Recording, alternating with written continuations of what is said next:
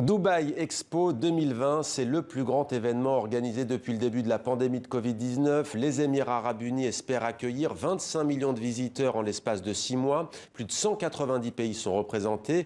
Mais question ce soir, à quoi servent au juste ces expositions universelles qui se tiennent tous les 5 ans? Avec nous pour en parler, Patrick Vercotteren en direct de Dubaï. Merci beaucoup d'être avec nous.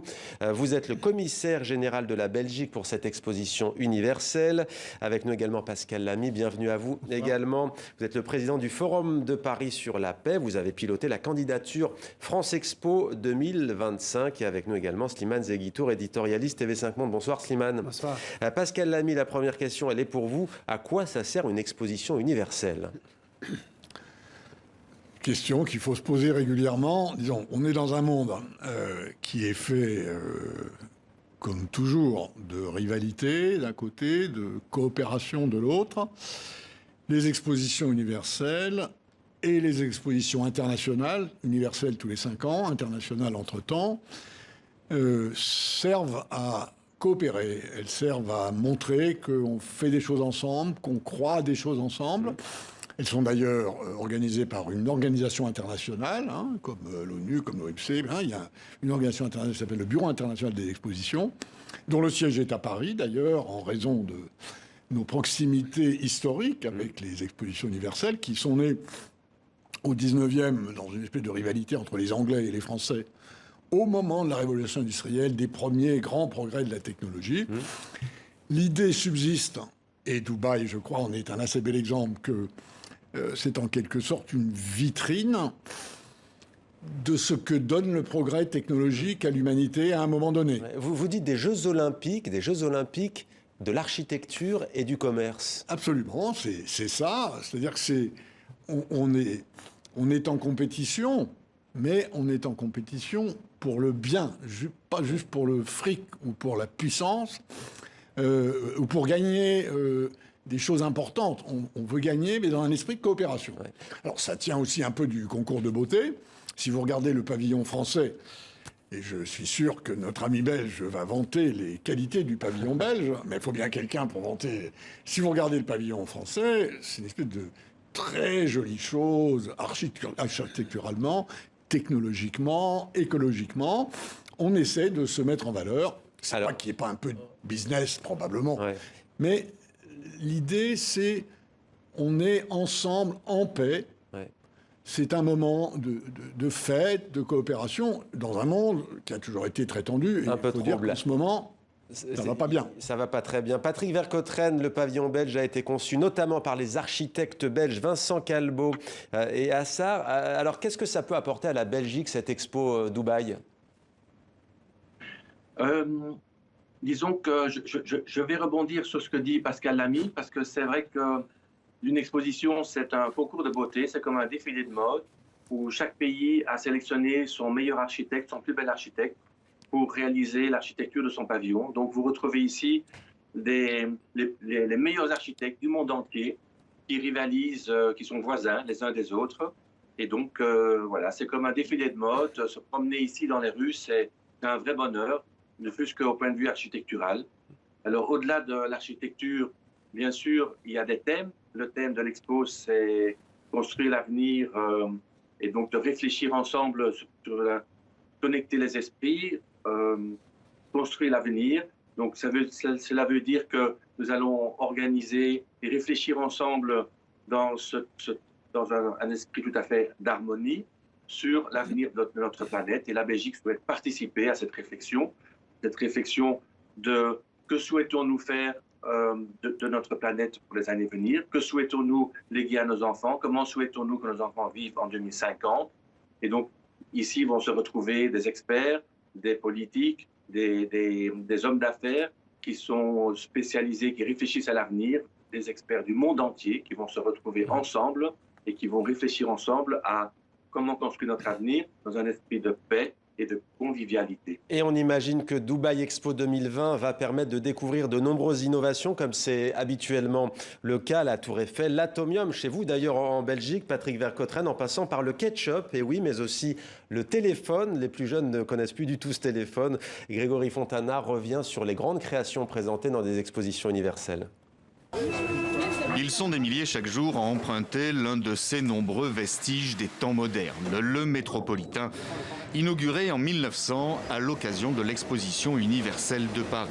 Tout comme la Tour Eiffel, 11 ans plus tôt, devenu symbole de tout un pays.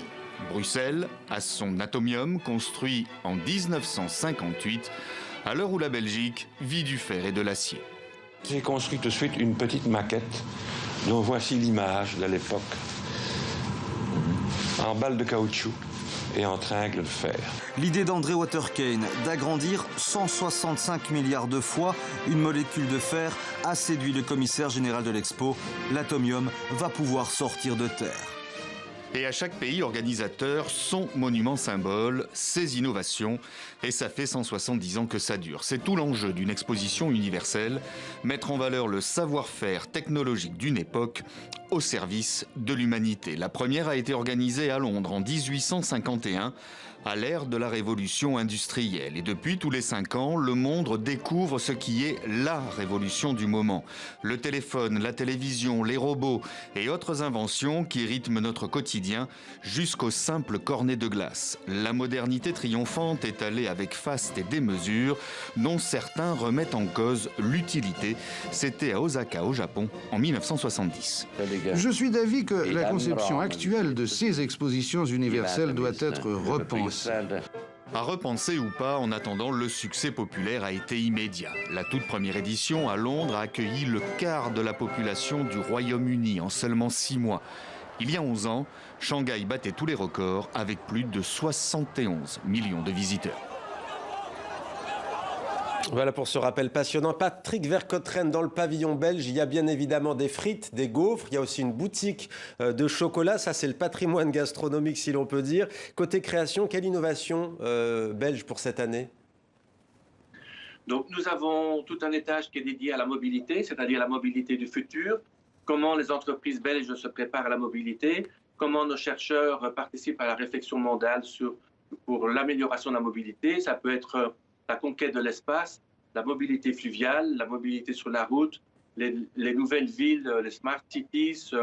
Donc nous avons là toutes des bornes interactives qui montrent comment la Belgique participe à cette réflexion mondiale.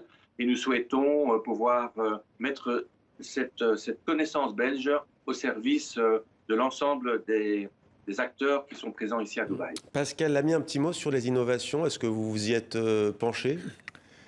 Oui, il y a de jolies choses dans le pavillon français, et notamment son côté consommateur d'énergie, donc autonome, avec une mesure permanente de ce qui rentre et de ce qui sort d'énergie, une espèce d'horloge énergétique qui nous dit des choses sur le futur.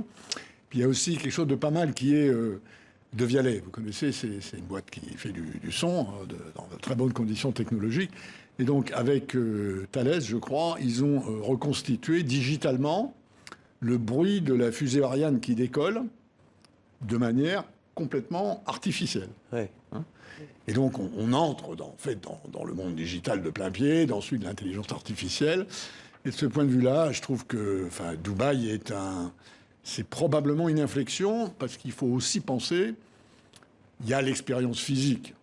S'il y a 20 ou 25 millions de visiteurs, c'est des gens qui vont pouvoir dire j'y suis allé, moi j'étais à Shanghai, j'étais à Milan, ça fait quelque chose. Mais maintenant, il y a évidemment une dimension connectée. Et je pense que le modèle d'exposition universelle, que ce soit d'ailleurs universel ou international, va devoir évoluer dans cette direction. Alors international, parce qu'effectivement, tous les 5 ans, c'est l'expo universelle. Mais en 2027, par exemple, il y aura une expo internationale consacrée au son. Ça sera à Paris. Il y aura peut-être, si les autorités de la République bénissent ce travail avec lequel on est avec quelques amis. On a déjà fait un certain nombre de progrès. C'est quand même un thème formidable. Il faut que la France dépose une candidature. On est en train d'y travailler. Et qu'elle aille jusqu'au bout. Parce que la dernière fois, pour 2025, vous avez reçu un coup de fil d'Édouard Philippe un jour, Premier ministre en 2008, qui vous a dit on arrête, c'est trop cher. Passons sur cet épisode. Slimane Zeguidour, une question pour vous à présent. C'est la première fois qu'une expo universelle se tient dans un pays arabe. Alors vous, la formule des Jeux Olympiques vous a plu de Pascal Lamy, mais côté diplomatique des JO, de la diplomatie. Oui, de même que dans le sport, le plus important est de participer au mieux de sa forme possible. l'exposition universelle, c'est un peu comme les Jeux olympiques en ce sens que tous les pays s'y retrouvent, y compris les adversaires les plus coriaces. Ainsi, dans cette exposition à Dubaï, nous avons le pavillon d'Israël, celui de la Syrie, celui du Liban, de l'Irak et de pays qui n'auraient pas eu l'idée de s'adresser un regard. Ça, c'est le premier point. Le deuxième point, c'est que on constate que les pays arabes du Golfe, qui ont cette particularité d'être à la fois sous-peuplés et hyper richissimes, sont devenus réellement le véritable centre de gravité du monde arabe au détriment du Caire et de Damas. Ouais. Regardez par exemple les Émirats qui n'arrêtent pas d'enchaîner les records, envoyer une sonde sur Mars, organiser l'exposition universelle, à 1 an du Qatar qui organisera l'année prochaine le mondial. Bref, ils sont vraiment devenus le cœur battant géopolitique du monde arabe. À ceci près, c'est qu'avant, Damas et le Caire donnaient le là et le temps sur le plan de la littérature, de la musique, du cinéma. Les pays du Golfe donnent le temps sur le plan des prouesses architecturales, des avancées technologiques et de la prospérité économique. Et il y aura aussi la COP27, vous me le disiez avant cette entrevue, Pascal Lamy, COP27, conférence ondienne sur le climat, en 2020, en Arabie Saoudite, L'Arabie Saoudite est candidate pour organiser la réunion des parties au protocole de Kyoto, de Paris, de Rio, pour le changement climatique. Ouais. On a la réunion de Glasgow cette année, qui a été reportée à cause de la Covid. Et l'Arabie Saoudite est candidate. Mais comment vous voyez cela, vous ? Parce que vous savez qu'il y a toujours ces questions qui se posent. Qui dit Arabie Saoudite ? Qui dit Qatar ? Qui dit Émirats Arabes Unis ? Les droits humains, les droits des femmes. Est-ce que vous dites c'est le moment aussi peut-être d'ouvrir et si on veut faire évoluer les choses, il faut aussi que les choses se passent là-bas ? Oui, disons, oui. La diplomatie, ça consiste à parler avec des gens avec lesquels on n'est pas d'accord. C'est pas de l'amitié, c'est de la diplomatie. On essaie de régler des problèmes et forcément, on parle avec des gens qui n'ont pas le nez propre de notre point de vue, qui n'ont pas les mains propres d'un tas de points de vue. C'est comme ça et il faut des occasions où ce type de barrière tombe. C'est utile et on peut peut-être se dire que, mettons, si l'Arabie Saoudite organise une réunion sur le changement climatique, elle va peut-être coopérer un peu davantage pour sortir plus vite des énergies fossiles. Merci. Alors que pour l'instant, elle a plutôt tendance à mettre des bâtons dans les roues. C'est l'occasion d'en parler, voilà. Merci Pascal Lamy, merci beaucoup Slimane Zeguidour. Patrick Vercoettren, je vais être un peu dur avec vous, je vous demande juste une date. La dernière expo en Belgique, c'était à Bruxelles, au Yezel, en 1958. La prochaine, c'est quand ? Ah, ça, il faudra demander à mon gouvernement. Moi, Mais vous espérez quand ? Général de l'exposition en Belgique. Bon, très bien. Merci à vous d'avoir été avec nous, Patrick Vercoettren, et bonne exposition. On rappelle que ça dure 6 mois et que Dubaï espère attirer 42 millions de visiteurs.